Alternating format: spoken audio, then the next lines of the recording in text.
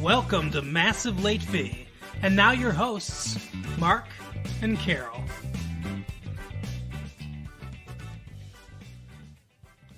Well, hello everyone. Welcome back to Massive Late Fee. My name is Mark. With me as always is my girlfriend Carol. How you doing today, Carol? Hey, what's up? How much? Has been a good week here. It is October 26th. 1996. We're streaming through October here. Halloween's coming. That's right. I'm excited. Yeah, there's only 5 days left to Halloween. This will be our last show before Halloween. So, happy Halloween, everybody. Maybe we'll do a special little Halloween episode for you guys. You know what else it is, though? It's Mark's birthday is coming. Oh, yeah. His birthday is 2 days before Halloween, so That's everybody true. needs to wish Mark a happy birthday. Yeah. Send those birthday cards in the mail. Well, happy birthday to the O.J. Simpson trial. Really? Really? 1 year after the trial, Simpson still fascinates. Paul is on. Fascinates, frightens, whatever. Oh, it is the spooky season, right? And I'm not just talking about tax time. Shut up. CBS News Extra. OJ in black and white. What about red? The twisted television magic is still there. The weird ogling the car crash fascination. Even now, a year after jurors acquitted O.J. Simpson of the murder of Nicole Brown Simpson and Ronald Goldman, O.J., the TV story, keeps right on trucking along. This isn't just because of the pending Simpson civil trial in Santa Monica, from which TV cameras are banned. No, America is still wildly obsessed with puzzling out what really happened to Ron and Nicole and O.J. in June 1994. See, I think they should all just fucking shut up about it already. He murdered them. That's what happens.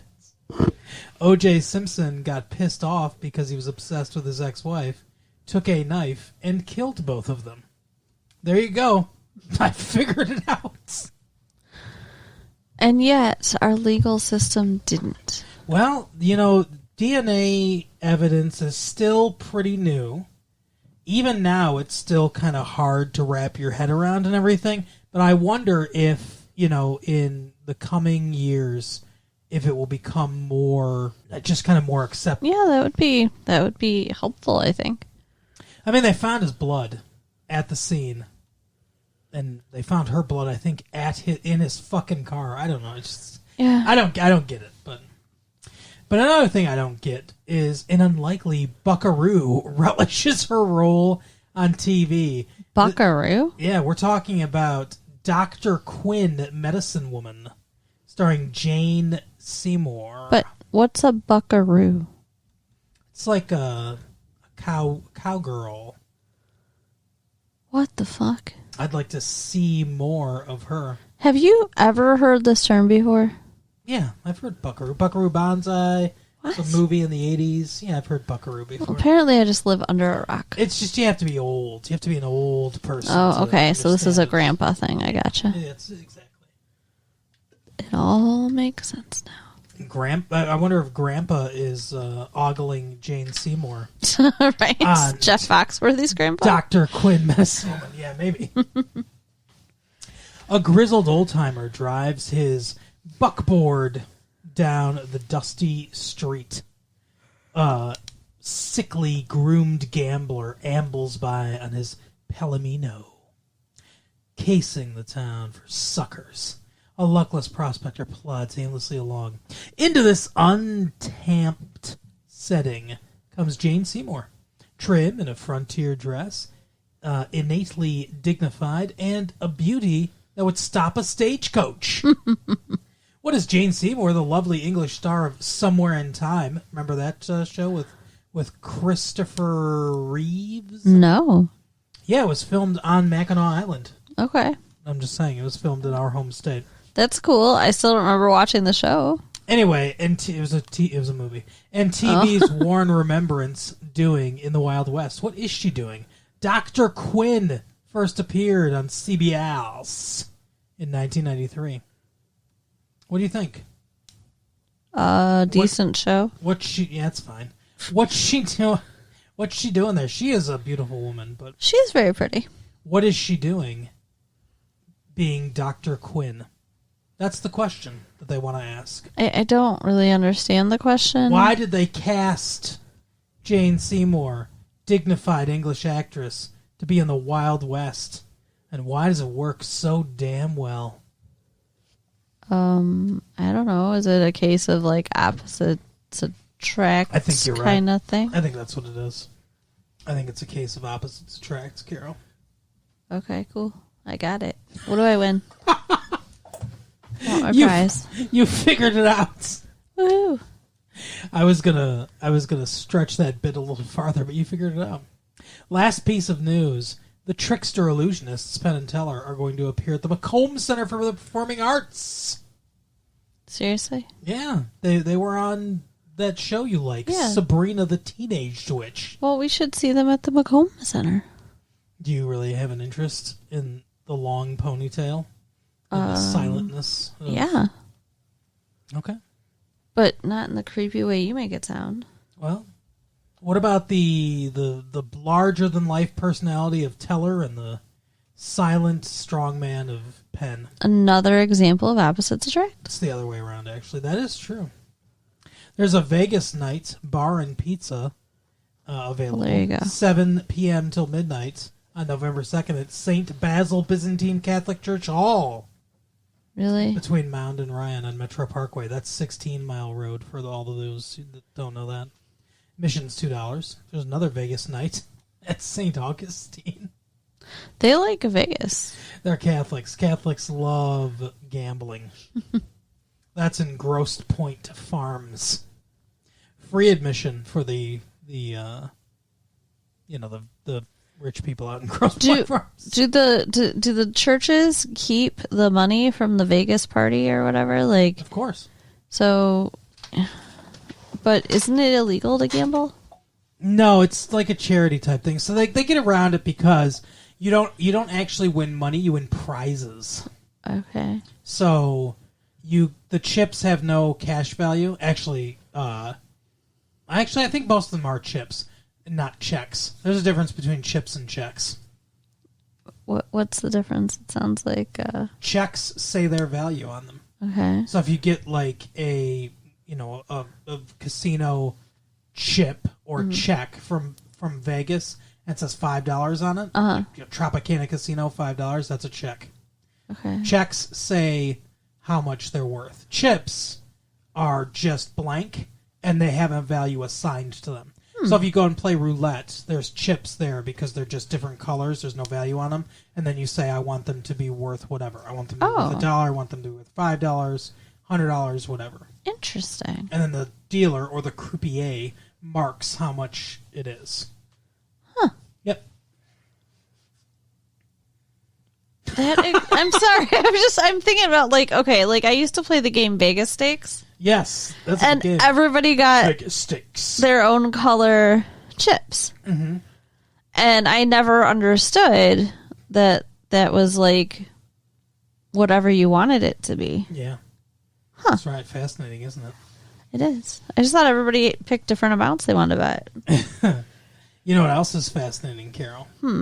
We might have Vegas-style casinos here soon, too, because that thing passed. Hell yeah. So, it's going to take a couple of years, I guess, to build them out, but Do you we'll think see. do you think it'll make Detroit as classy as Vegas? Oh, classier, Carol. Because that would be kind of cool. Vegas is getting a little seedy, kind of. Yeah? Well, there's two parts. There's like the seedy part, and then there's the family-friendly circus part.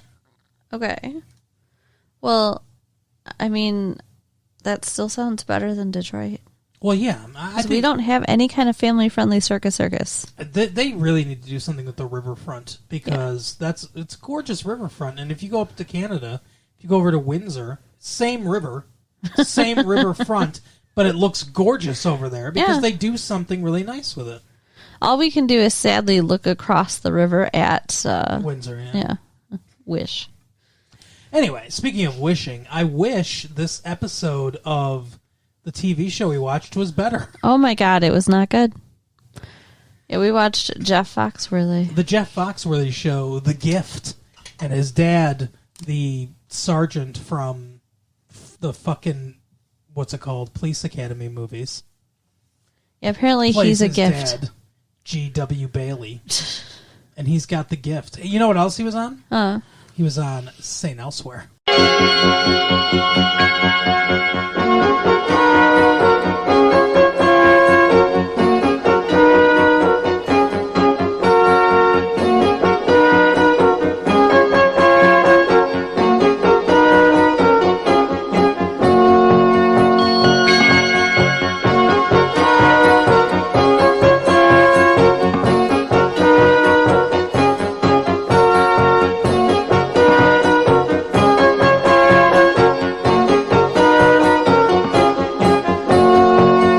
Of course he was. Your favorite.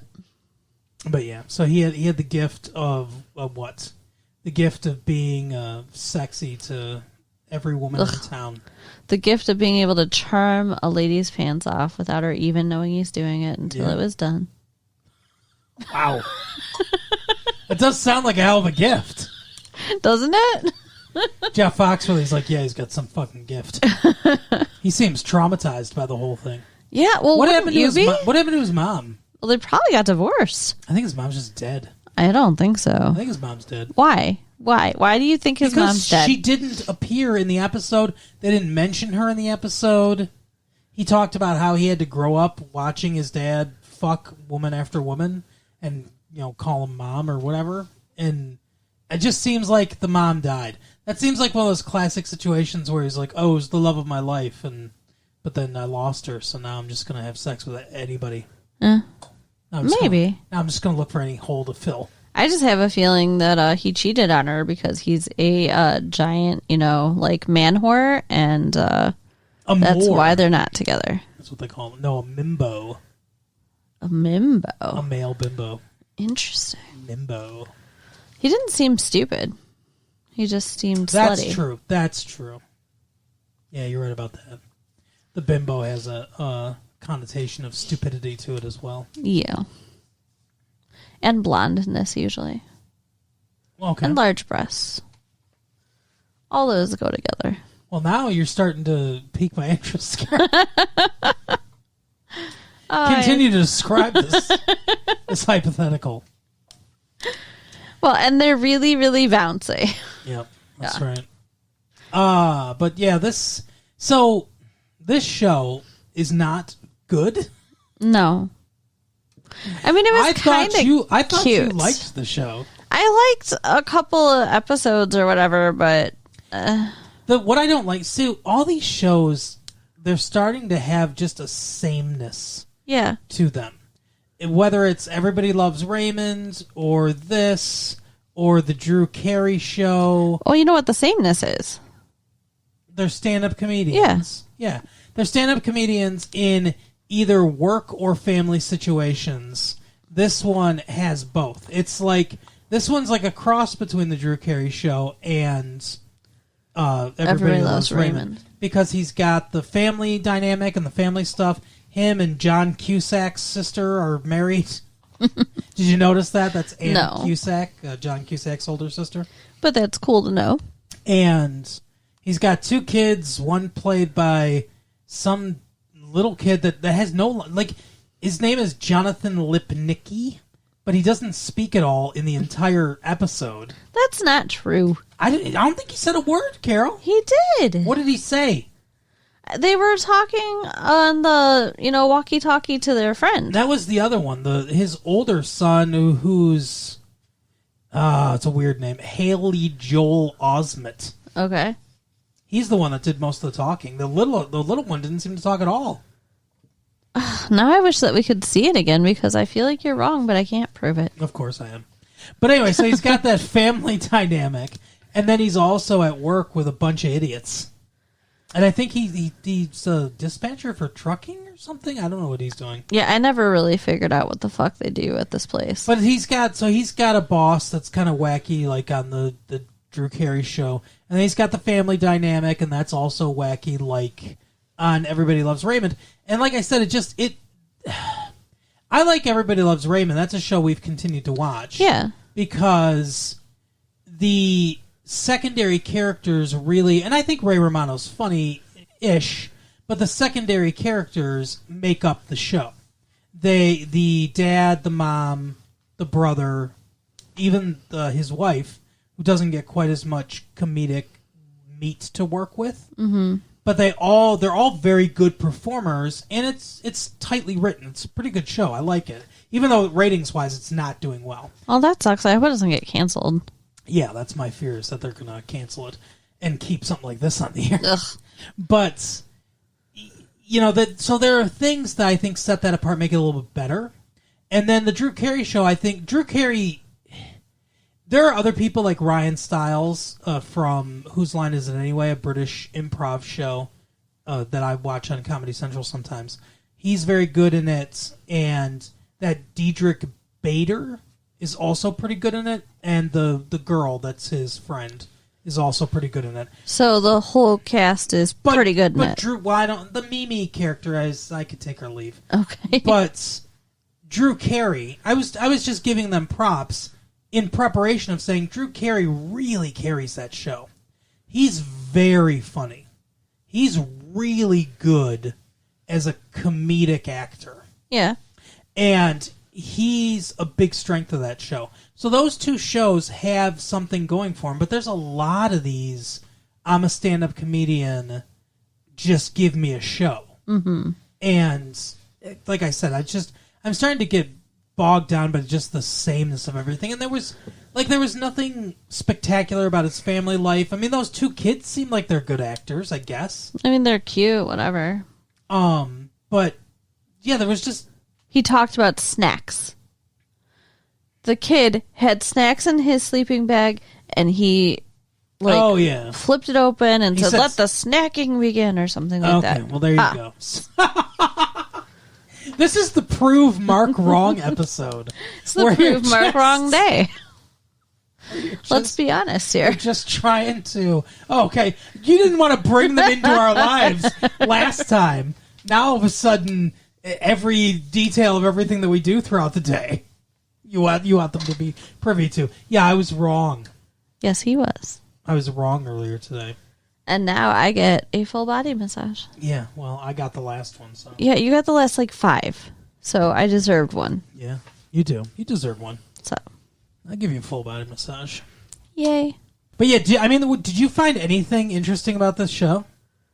Only the idea that his father could ride a tractor from his own house to his son's house. With no clothes, just underwear on. Yeah, apparently he'd done it naked before. Yeah, everyone's like, oh, he's underwear, classy move. Yeah, so apparently, living in the South means you can get away with bullshit. I don't know. That's the thing that's what I don't like. So, I don't mind that Jeff Foxworthy's from the South, and I don't mind that he brings that personality into his stand-up. He should, but I don't. The whole, if you watch TV in your lawn, you might be a redneck, that kind of thing. Uh-huh.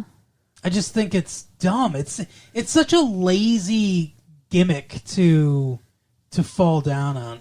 I think if it's you pick funny. up women at your family reunion, you might be a redneck.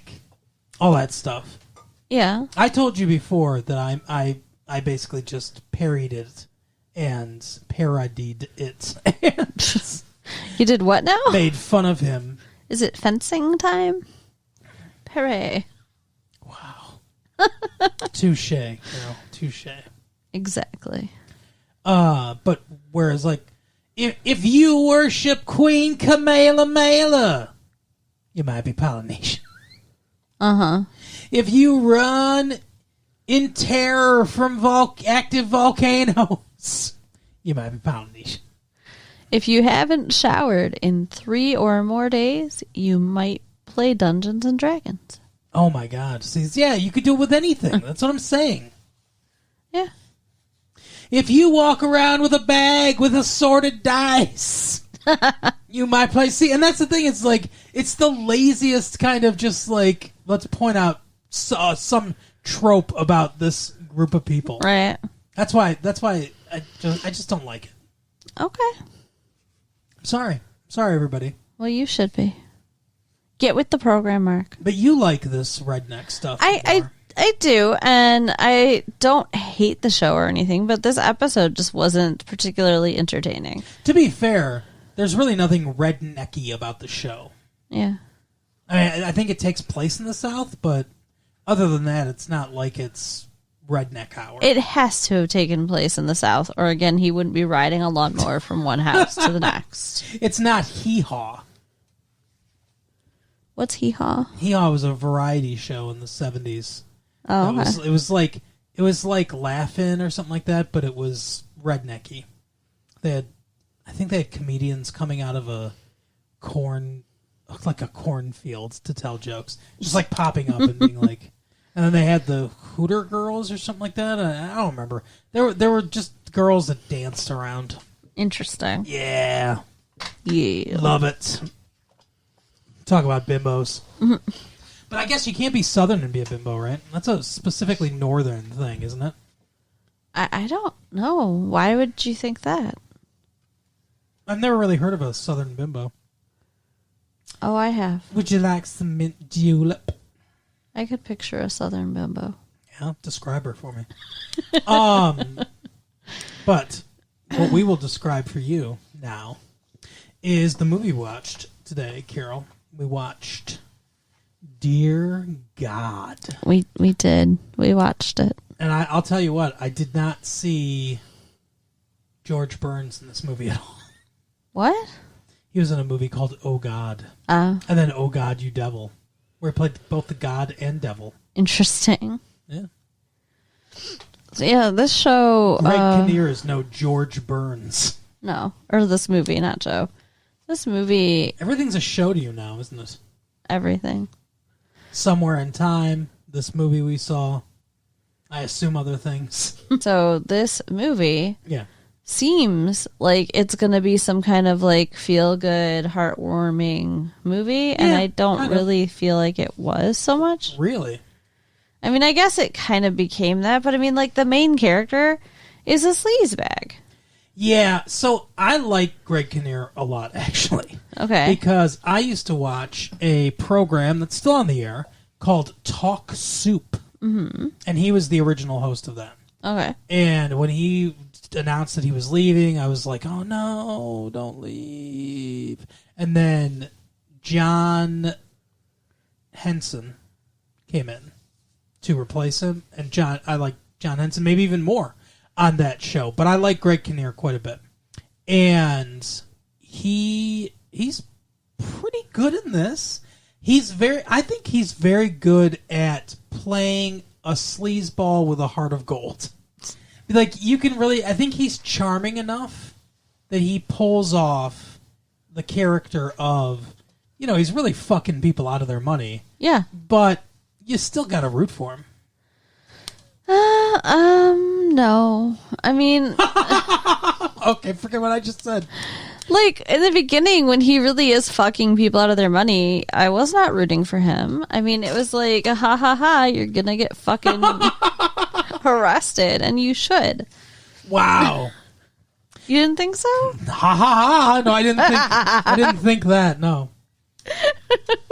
Speaking of ha ha ha, there was a lot of stand-up comedians in this. Yeah. Larry, what's his name? Larry Miller, who is pretty funny, was the judge. Okay. And John Panette was the crime boss or whatever. John Panette? Yeah, he's a big fat guy. Okay. He's famous for saying, like, talking about how he went to, like, a Chinese buffet and he ate so much food they kicked him out or whatever. That happened to a friend of mine. He did this thing where he's like, no more for you, no more food for you, or something like that.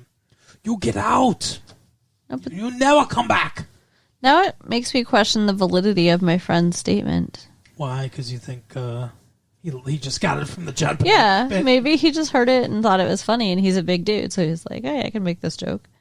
Yeah, maybe. Or maybe it really happens, and that's where the joke came from. Well, maybe that's chicken or egg. Also a possibility.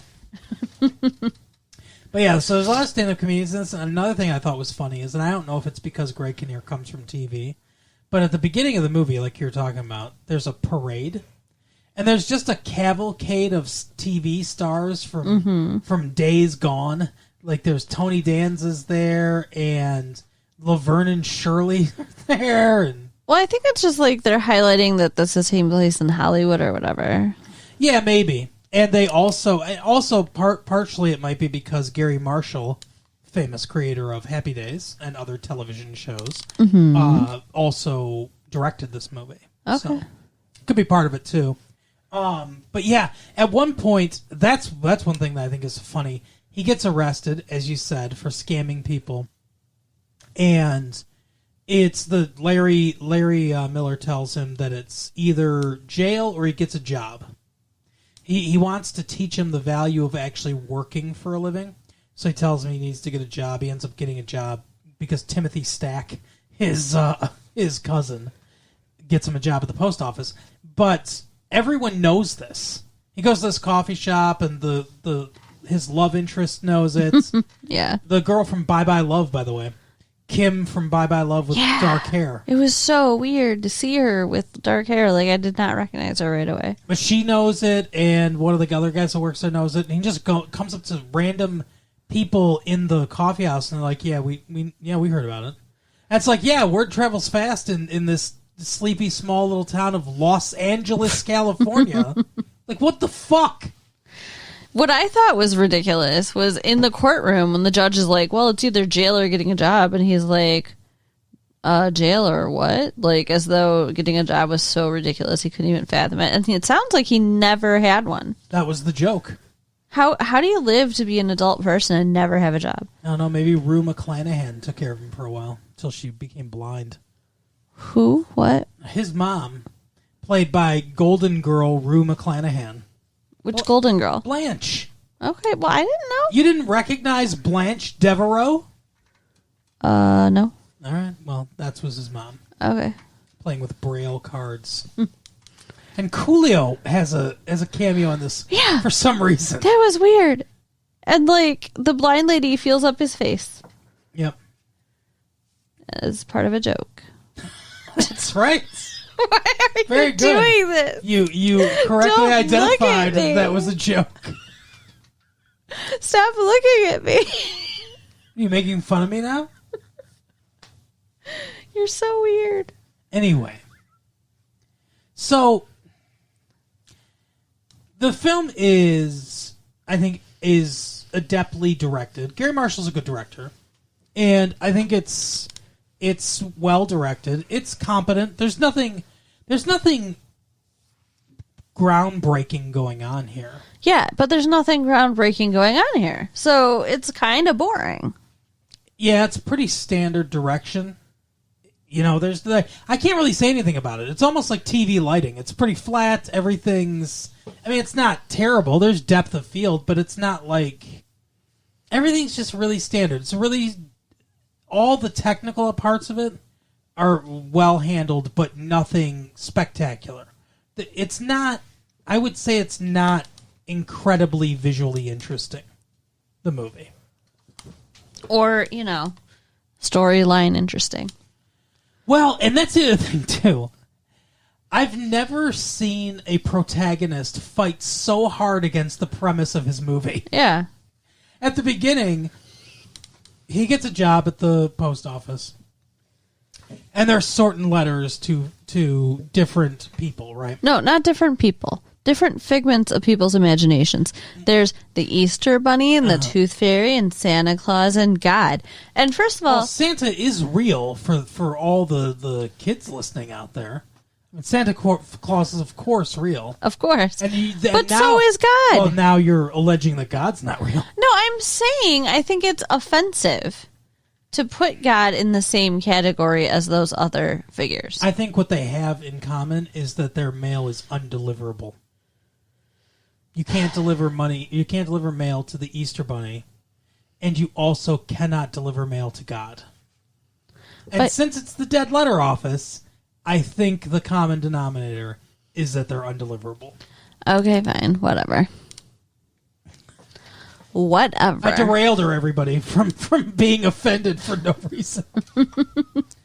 So he decides to open one of the Dear God letters. Which is apparently a federal offense, which I think is ridiculous because, like, it's not like God was ever going to get this letter. Yeah. Yeah, like, they're in... Now, I guess because it's a criminal offense or whatever, that's why. But from a civil standpoint, there's no one... Like, there's no injured party. Mm-hmm. So there's no other side. So, you would think that there'd be no reason to sue because there is no... who's the injured party? Right. God's not going to be like, hey, that was my fucking mail. And the person ends up benefiting anyway. Mm-hmm. Because what he does is he... Well, he accidentally the first one he accidentally helps. But, he ends up answering the letters. But the first one, he accidentally puts his first paycheck, which was an envelope of cash... Which, I'm sorry, is this 1978? Because I don't get paid with envelopes of cash. And if this job is under the table, then does it count? It's the post office. It's definitely not under the table. But he didn't have to go through all the stuff. Like his cousin said, oh, you don't have to go through, all the steps to get here. I just got you in. It seemed underhanded and shady to begin with. Well, it wasn't. He even mentions all the taxes that they took out. Of the cash. No, I think so it's glossed over, but I'm pretty sure he got his paycheck and then cashed it. At work. Maybe, I don't know. But Hector Elizondo, he has a bit in the movie where he disappears. Like someone will turn their head for a second, then he's just gone. Right. But he says to him, did you have time to get it cashed? And he was like, oh yeah, it was not as big as I thought it was. Oh yeah, okay. But anyway, so yeah, he accidentally puts his... See, he gets caught stealing, and to cover his ass, he's like, oh, I was just going to return this to somebody that needed money from a fucking hotel, or not a hotel, apartment. Yeah. They were on renter's strike from an apartment building because their apartment's falling apart and the landlord's not doing anything to... Yeah, they don't have any hot water, and the window's broken and all this shit. But anyway, he gives her money, and it turns out good for them. And then, what's her name? Laurie Metcalf from Roseanne comes up to him because she works there too. Yeah, she's crazy. She is very good in this movie, though. Yeah, I think she is like a comic genius. She's another one where she's really good. Yeah, I mean, she did a good job, and I mean, I guess he did too, but I don't know what it is about this movie. Yeah, okay, you can tell me 100 things that are good about it. I didn't enjoy it.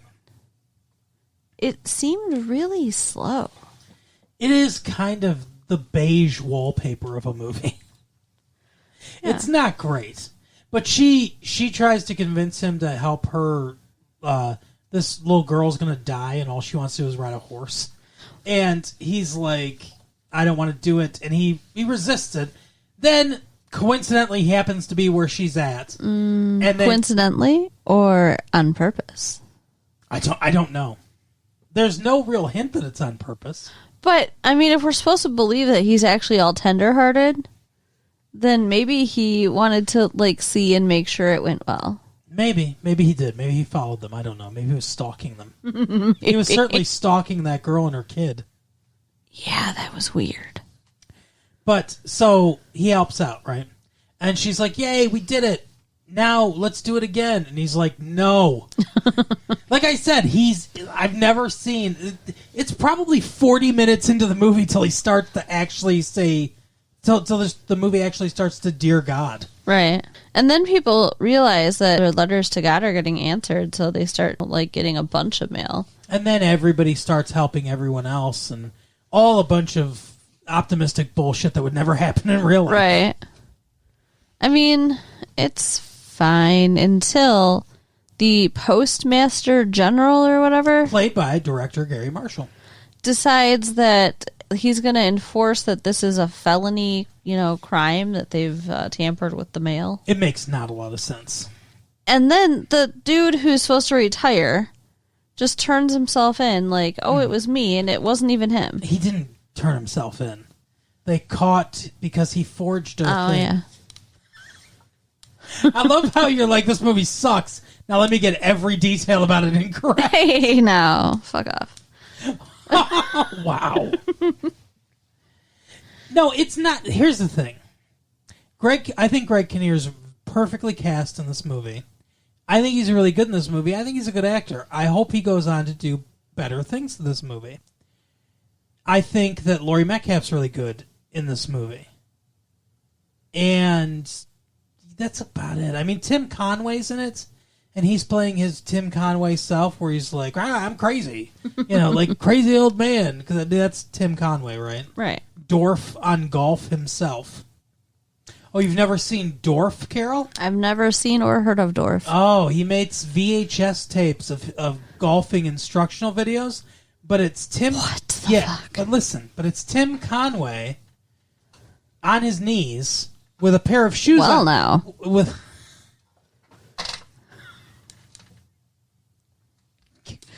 Well, I'm sorry. What do you expect me to do with that? That's what Tim Conway says.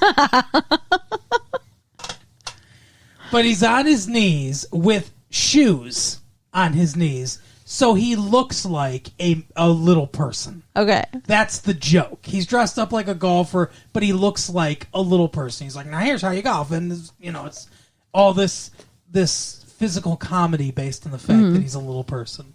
It's what they call the height of comedy. Oh, okay. It's some real lowbrow shit. Right.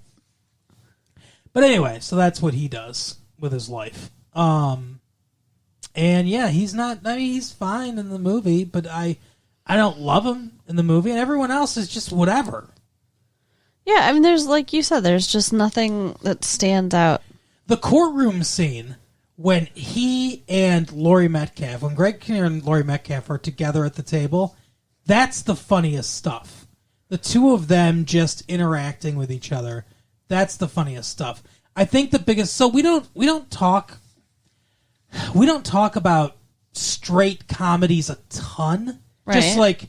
Just straight up comedies. We don't talk about that a ton because it's hard to review a comedy movie because really what it comes down to is it was funny or it just wasn't funny. And this movie's just not funny. Yeah. That's the big problem with it. It would be better if it were funnier. And there's no big comedy set pieces, I guess. That's kind of a term they use for action movies, where they have like a big set piece where something like fantastical happens, right? Like I don't know, a big car crash or like a big plane crash or something like that, or some kind of stunt, like they call that a set piece. Okay. And I'm moving it over to comedy. There's no big comedy set pieces where like this big comedy thing happens, whether it's either action packed or just like very funny.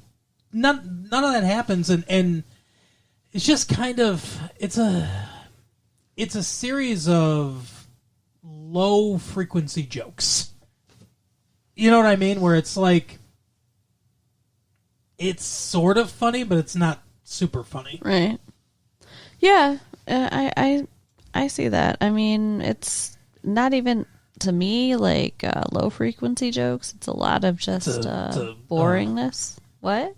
It's a flat line, huh? Just the whole time. I was just bored, so bored. Well, you were falling asleep in the theater. Shh. That was supposed to be our secret. How do they resolve the end of the movie there? Oh, he gets found not guilty because all the mail trucks in Los Angeles come to the courthouse and start honking their horns and saying, let him go or we're not fucking delivering the mail. Yeah, that's ridiculous. And prior to that, the retired dude, like... You want your Sears catalog? When our main character turns himself in instead... Gregory Kinnear. They're just like, oh yeah, he got to, retire with his pension and everything. There was a lot of exposition via the news. Yeah. Which was ridiculous. Like, I think maybe it's intentional. If it's intentional, it's pretty brilliant. But I think it's unintentional, really, where they're like, oh yeah, he's been let go and he's got his full pension now. It's like, why the fuck would they know or care about that? Right. And then later, when Tim Conway has a backstory about where he used to have a route and he bit a dog, I guess, because he lost. That's ridiculous. He lost his mind. And he gets his route back at the end of the movie. And the news is like, so Greg Kinnear got let go, and Tim Conway also got his old route back. And it's like, what the fuck? Why do you care, news?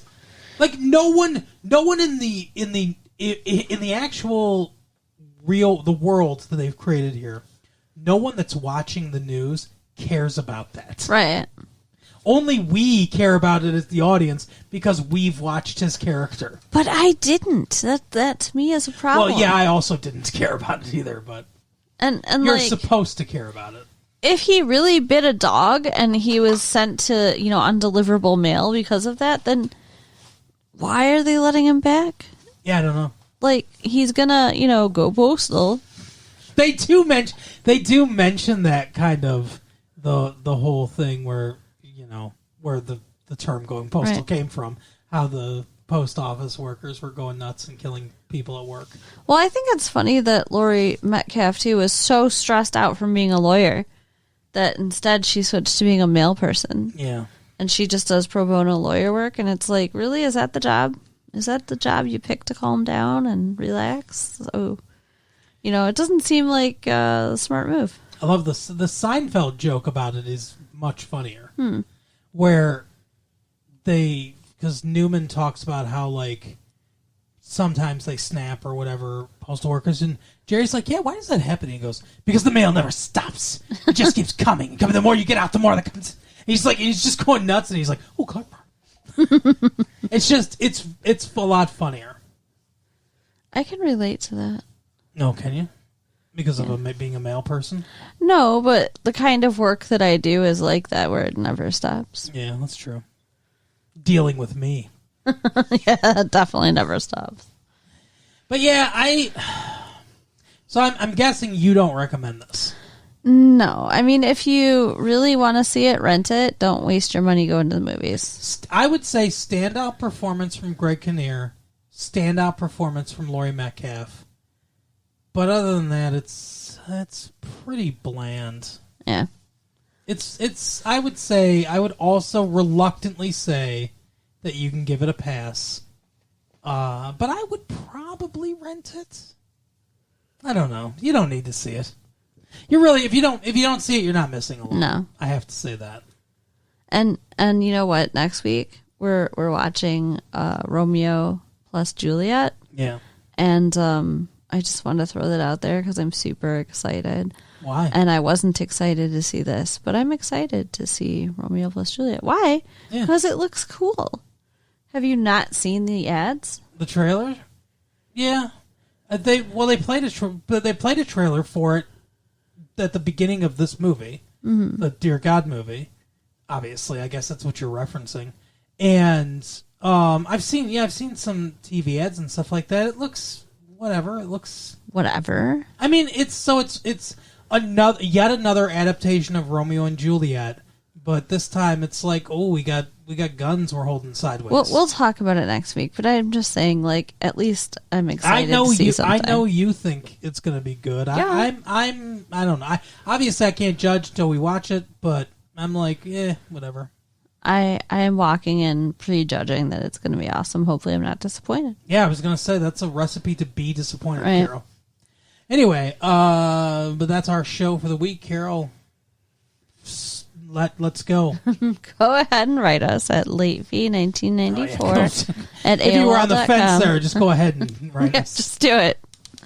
And check out our website, www.retrolatefee.com, and share our tapes with all your friends. That's right. And if you want to, like I told you before, go to my buddy came up with that site, Patreon.